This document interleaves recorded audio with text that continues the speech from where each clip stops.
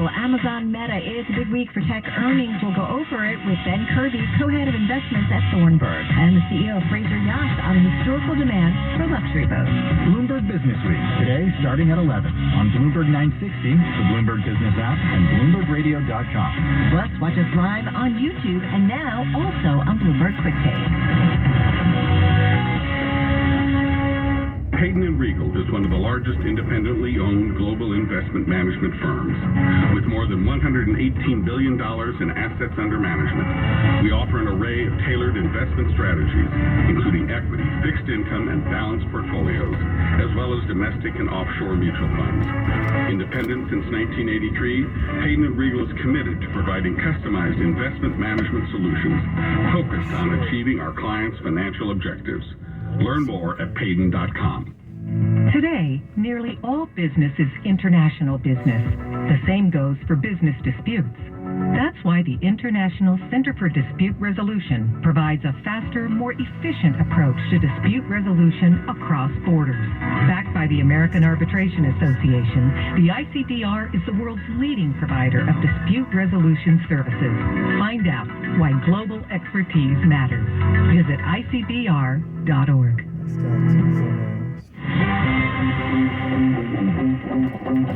Bay Area business time is 9:58. Time now for the Bay Area's best traffic. Yes, every 15 right here on Bloomberg 960. Let us get the latest on the roads now. And here is Larry Olson. All right, happy Monday to you and yours, Charlie. This report brought to us by Indeed.com. Property west of Eden Canyon, a little slow as you make your way over to the 238. Earlier accident has been wrapped up. Speaking of wrapped up, 880 South 16. That was a crash. The two left lanes still a little slow back from 880. Make that 980. The Baybridge Toll Plaza lights are on. Really only slow from the middle of the lot. Follow into a hiring spree with Indeed. Their end-to-end hiring solution makes it easy to attract, interview, and hire candidates. Sponsor a job and instantly receive a short list of quality candidates whose resumes on Indeed match your job description. Visit Indeed.com/credit. With the Bay Area's best traffic, Larry Olson, Bloomberg 960 and 103.7 FM. HD2 insurance. Okay, thank you very much, Larry Olson. Bay Area business time, 9:59 on a Monday morning. Thank you so much for joining us today. We do have a frost advisory through the interior valleys, just about done now, but nonetheless worth mentioning. Sunny skies today, the high 70 to 75, partly cloudy, the overnight low 45 to 50. Once again, good morning. This is Bloomberg. 24 hours a day at Bloomberg.com and the Bloomberg Business app. This is KNEW Oakland, KOSF 103.7 FM, HD2 San Francisco.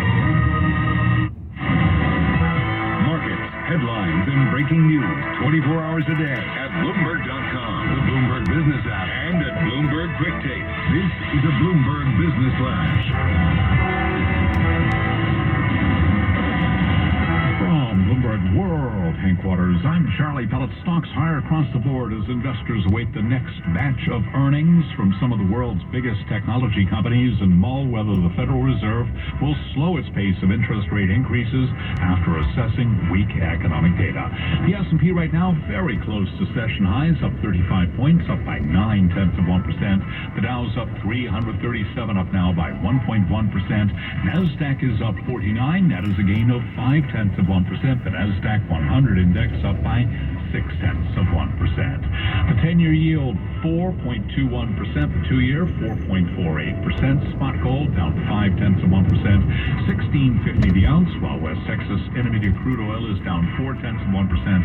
84.71 a barrel. A busy week for tech earnings with the likes of Apple, Amazon, Alphabet, and Microsoft all scheduled to report along with a full plate of economic data. But there is also the backdrop of politics, specifically the November election. Lori Calvasine is head of U.S. equities at RBC Capital Markets. We did poll our analysts a few weeks ago, and we said if everything sort of switches to the Republicans or if they take back one chamber, what sectors do well? And generally it was areas like communication services, energy, and industrials because of regulatory issues. But I think generally the right answer is this is a bigger sort of broad market event.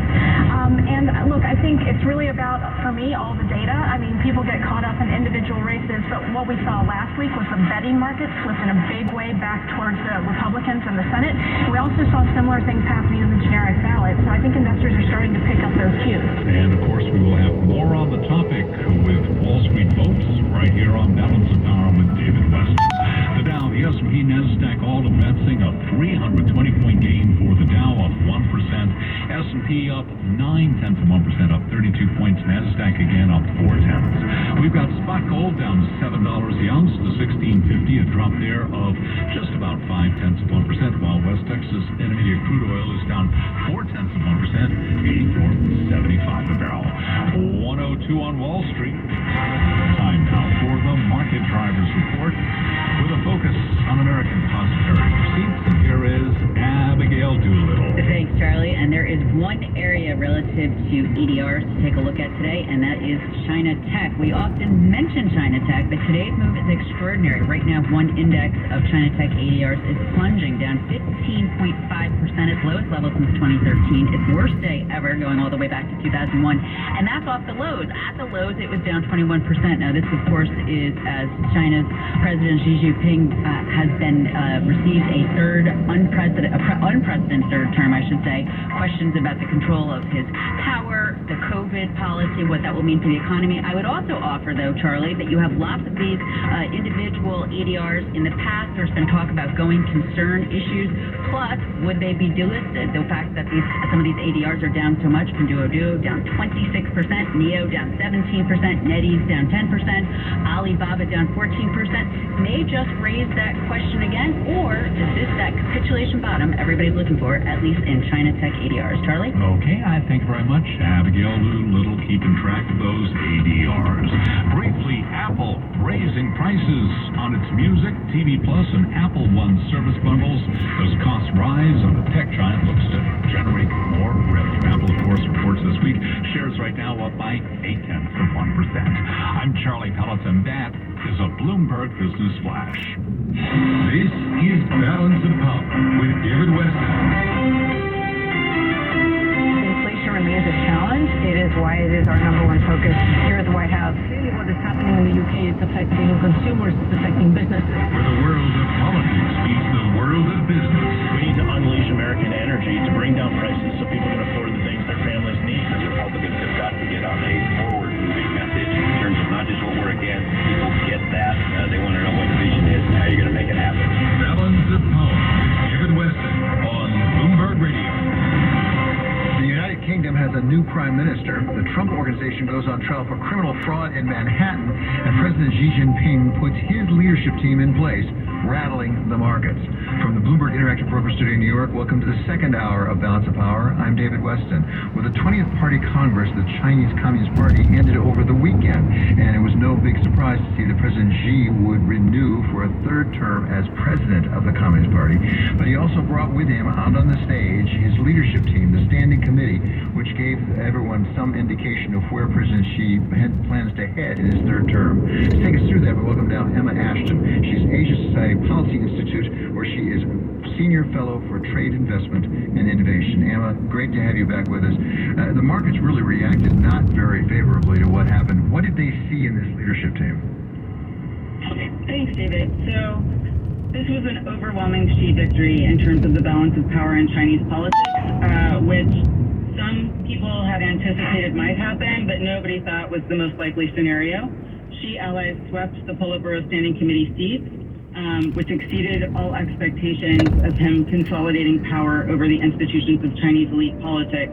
It's really, to an extent, unprecedented in the post-Mao era.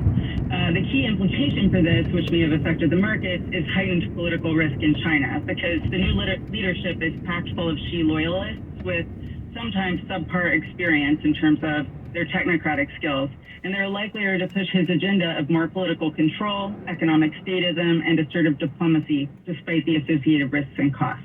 Well, I guess that's what I'm curious about, why the markets and perhaps the business community as well is reacting the way it is. Because I suppose on a spectrum, on one side of which is ideology, communist ideology, and the other side of which is economics and just pragmatism, I suppose this is an indication it's pointing more in the ideology direction. That's right. You know, there were mentions of this being an era of strategic, actually there were no mentions of this being an era of strategic opportunity in Xi's report, which is something that has appeared in the last several party congresses sort of indicate